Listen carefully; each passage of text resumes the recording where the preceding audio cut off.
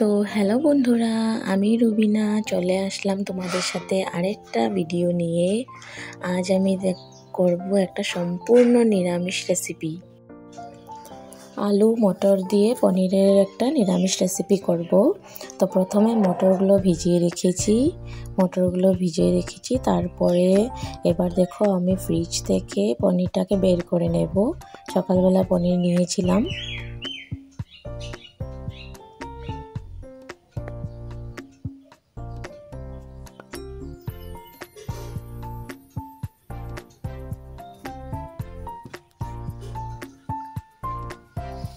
Fridge থেকে পনিরটা বের করার পর এবার এটাকে অন্য একটা প্লেটে নিয়ে নেব। প্লেটে নিয়ে পনিরটাকে কেটে নেব।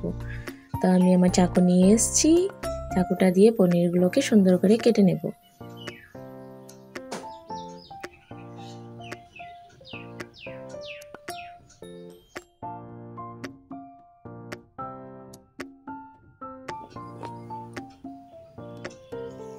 পনিরগুলোকে এবার পিস পিস করে ছোট ছোট করে কেটে নিচ্ছি।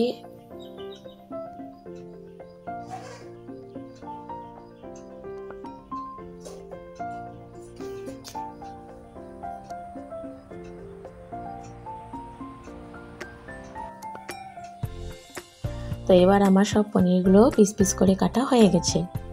এখানে তো অনেকগুলো লাগছে দেখতে, কিন্তু ভাজার পর এগুলো সব অল্প হয়ে যাবে। তো এবার মটরগুলোকে আমি প্রেসার কুকারে দিয়ে দিলাম।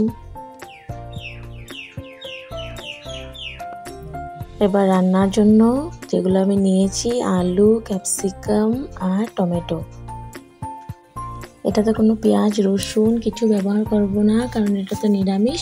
তার জন্য এগুলো দিয়ে আমি আজকে করব, একদম সিম্পল পদ্ধতিতে করব। কড়াইতে তেল বসিয়ে দিলাম। এবার আমি পনিরগুলোকে একে একে ভেজে নেব।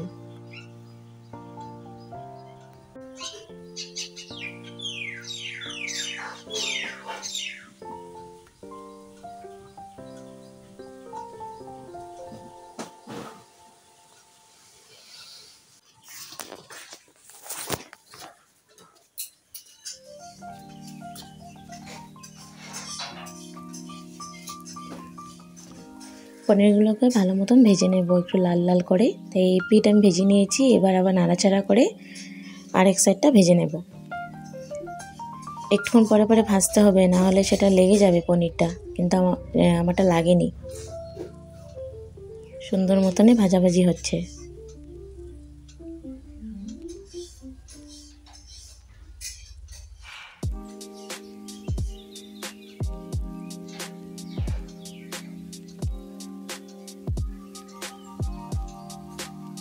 হয়ে গেছে। এবার আমি লাল লাল করে ভেজে নিলাম। এবার আমি পনিরটাকে একটা বাটির মধ্যে উঠিয়ে নেব। এই দেখো বন্ধুরা, আমার পনির ভাজা হয়ে গেছে। এবার আমি আলুটাকে ভেজে নেব।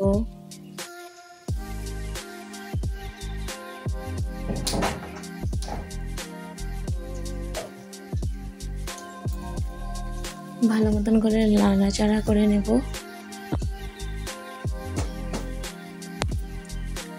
এবার দিয়ে দিচ্ছি এতে ক্যাপসিকাম,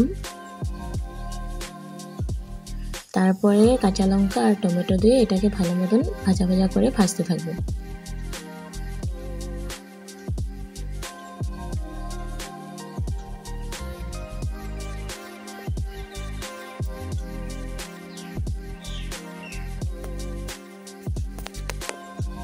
টমেটো কাঁচা লঙ্কা দিয়ে ভালো মতন করে ভেজে নেব এটাকে।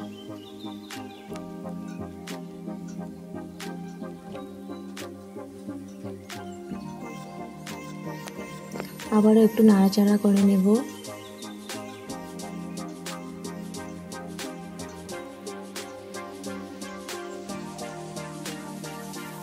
এবার এতে একটু আদা দিয়ে দিলাম। নুন আর হলুদ আমি পনির ভাজার সময় আর আলু ভাজার সময় একটু দিয়েছিলাম, তার জন্য এখন আর দিইনি। এবার এতে একটু হলুদ, লঙ্কার গুঁড়ো আর জিরের গুঁড়ো দিয়ে দিয়েছি। এবার আবার এটাকে ভালো মতন ভেজে নেব।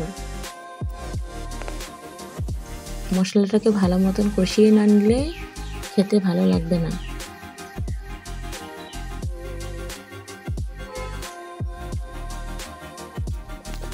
এবার আমার মশলা কষানো হয়ে গেছে। এবার আমি এতে মটরগুলোকে দিয়ে দেবো। আমি সিদ্ধ করে রেখেছিলাম মটরগুলো, সেই মটরগুলো আমি এখানে দিয়ে দিচ্ছি।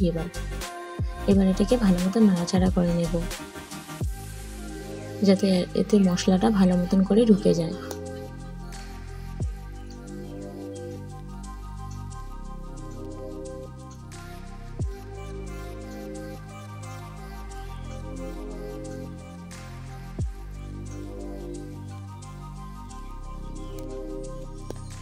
তো দেখো বন্ধুরা, এবার আমি তরকারিটাকে ভালো মতো নাড়াচাড়া করে সব মশলাকে একসাথে মিক্স করে নেব মটরের সাথে, নাহলে ভালো লাগবে না।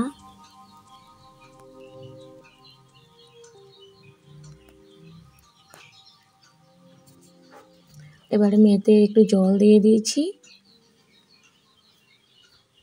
সিদ্ধ হওয়ার জন্য।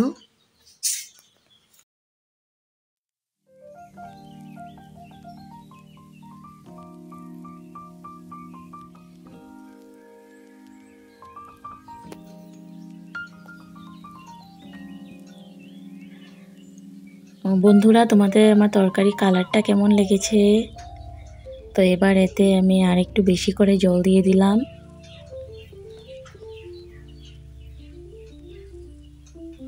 ঝোলটাকে ভালো মতন ফোটার জন্য এবার আমি ঢাকা দিয়ে দেব তরকারিটাকে। তো চলো একটুক্ষণ পরে আবার আসবো। এই যে আমার তরকারি ঢাকা দেওয়া হয়ে গেছে। এবার আমি উঠিয়ে দেখবো কতটুকু হয়েছে। হ্যাঁ, ভালোই ফুটেছে তরকারিটা। এবার এতে পনিরগুলো দিয়ে দেবো, সব পনিরগুলো এতে ভেজে রাখা পনিরগুলো সব দিয়ে দেবো। আমি পনির ভেজে সবসময় একটু জলের মধ্যে রেখে দিই। এই জল শুদ্ধ আমি পনিরগুলো এটাতে দিয়ে দিলাম। এবার ঝোলটা একটু টানা মাখা মাখা হয়ে গেলে আমার তরকারি হয়ে যাবে রেসিপি। দেখো বন্ধুরা, আমার তরকারিটা ফুটছে, পনিরের তরকারিটা। তো দেখো বন্ধুরা, এবার আমি ঘি গরম মশলা দিয়ে তরকারিটাকে নামিয়ে নিলাম। তো দেখো বন্ধুরা, আমার পনির আলু মটর ক্যাপসিকাম টমেটো দিয়ে সবজি রেডি। তো কেমন হয়েছে তোমরা একটু কমেন্টসে জানাবে। আর যদি ভালো লেগে থাকে তবে লাইক অ্যান্ড সাবস্ক্রাইব আর কমেন্টস অবশ্য করে দিও। Thank you.